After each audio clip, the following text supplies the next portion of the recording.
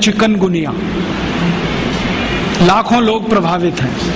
मैं 6 महीने से गांव-गांव घूम के उसका इलाज कर रहा हूं और आपको सुनकर ताज्जुब होगा, ज्यादा लोगों को इलाज में मैं एक ही बात बताता हूं, तुलसी का काढ़ा पी लो, नीम की गिलोय होती है ना, उसको भी उसमें डाल लो, थोड़ा सूंठ डाल लो, थोड़ी छोटी पीपर डाल लो, बस ये 4-5 चीजें, और थोड़ा गुड़ डाल लो, क्योंकि ये कड़वा इतना है कि पी नहीं पाओगे।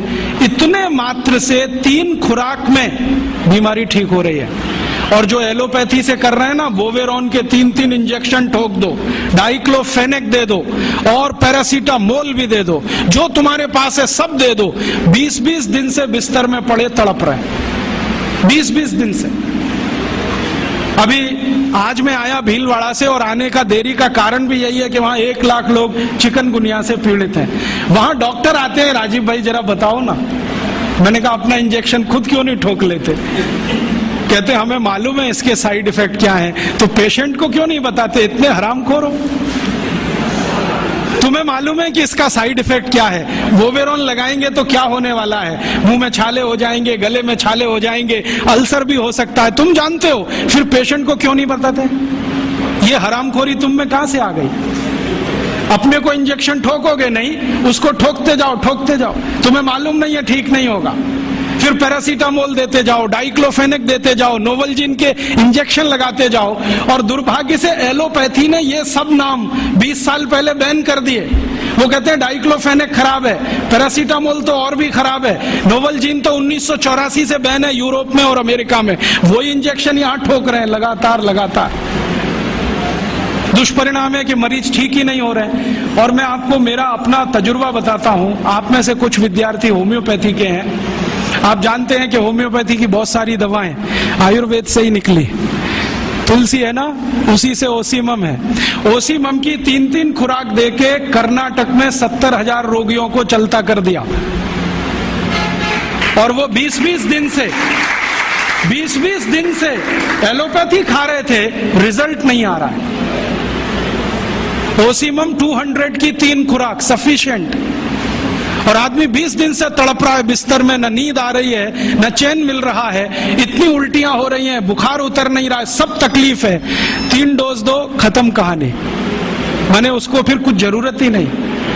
और फिर आज स्थिति यह है कि कर्नाटक सरकार ने हमारे ये कैंपों के रिजल्ट देखने के बाद अपने डायरेक्टर्स और जॉइंट डायरेक्टर सबको लाइन से लगा दिया, जाओ राजीव दीक्षित के पास, सीखो उससे वो क्या दे रहा है और रिजल्ट क्यों आ रहे हैं। हमने 70,000 पेशेंट को दवा दी, 6 मरे, और उन्होंने 1,22,000 को दी, उसमें से मुश्किल से 6 बचे। ये कर्नाटक का हाल है। कर्नाटक में चिकनगुनिया इतना बुरी तरह से फैला है, कोई गांव नहीं बचा जहां चिकनगुनिया ना हो। मेरी तो स्थिति यह है कि कार्यकर्ता कम पड़ गए, डॉक्टर कम पड़ गए। अगर मेरे पास 1,000-2,000 डॉक्टर होते तो हम कर्नाटक के उन लाखों लोगों को बचा लेते जो मर गए पिछले 6 महीने। महाराष्ट्र में भी यही है, रिजल्ट मिलते हैं उन दवाओं से, तो भरोसा क्यों नहीं करें उनके ऊपर। ओसीमम तो तुलसी में से ही बनी है भाई, और तो क्या है, डाइल्यूशन फॉर्म में है, बस इतना ही तो है। और तुलसी का काढ़ा समझ लो मदर टिंचर फॉर्म है उसका, तो काढ़ा दे दो तो समझ लो मदर टिंचर दे दिया, और पोटेंसी में दिया तो डाइल्यूट करके दिया। और आप जानते हैं कि ये आयुर्वेद का ही सिद्धांत है कि औषधि की मात्रा जितनी कम रखो, असर उतना ही अधिक है। होम्योपैथी तो इसी पे काम करती है।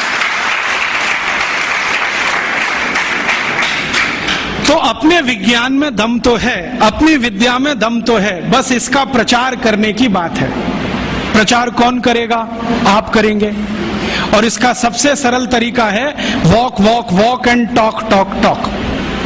सबसे सरल तरीका। अगर आप इसका अपनी विद्याओं का प्रचार करना चाहते हैं, सरकार तो करेगी नहीं, क्योंकि वो एलोपैथी के चंगुल में फंसी है। हमारी सरकार के 2 मंत्रियों का तो मेरा तजुर्बा है पिछले 6 साल में।